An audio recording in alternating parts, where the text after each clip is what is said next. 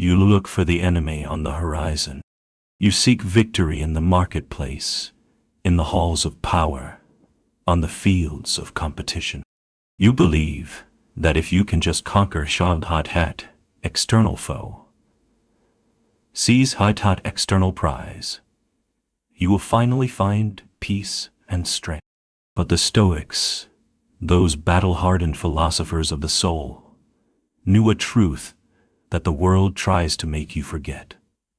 The most decisive war of your life is not waged on any battlefield of this earth.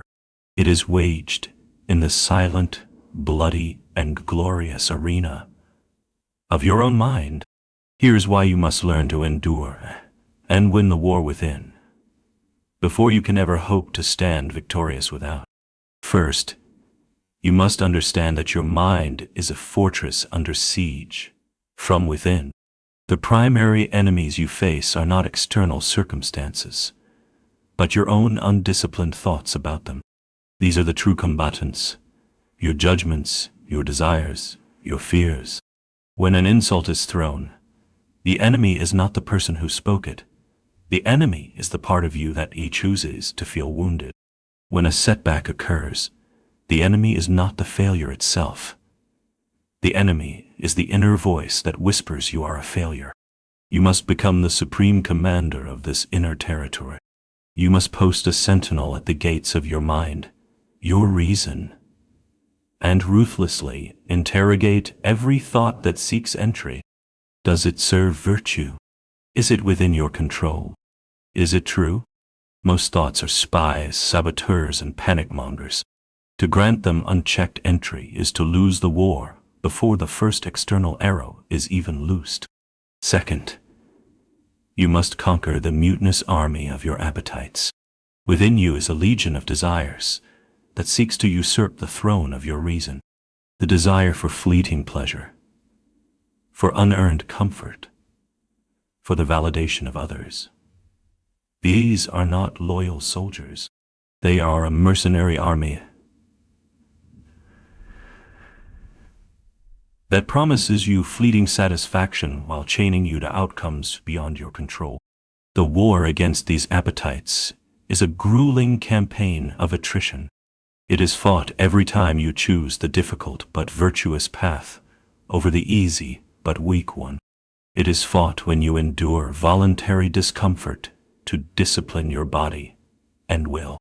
It is fought when you master your impulses instead of being mastered by them. While the world outside is enslaved to its cravings, you must be engaged in this internal war, forging a will of iron so that your reasoned choice, and not your base appetite, is the sole commander of your actions. Third, you must vanquish the hollow general of your ego. Your ego is a general who cares more for parades than for victory.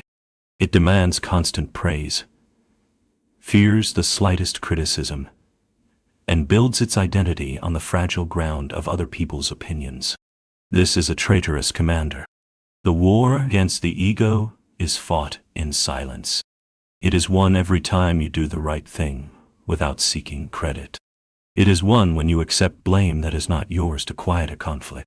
It is won when you hear criticism and analyze it for data rather than reacting to it as an attack. You must ruthlessly starve this general of the attention it craves. You must teach yourself, through disciplined practice, that the only performance review that matters comes from your own internal judge.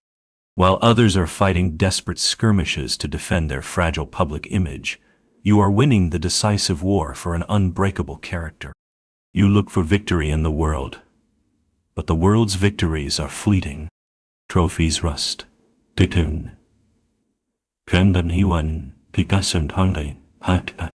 Applause fades. Fortunes are lost. The only victory that endures is the one achieved within your own soul. When you have learned to command your thoughts, discipline your desires, and master your ego, you have won the only war that truly matters. And a strange thing happens when you win this war. You find that the external world loses its power to wound you.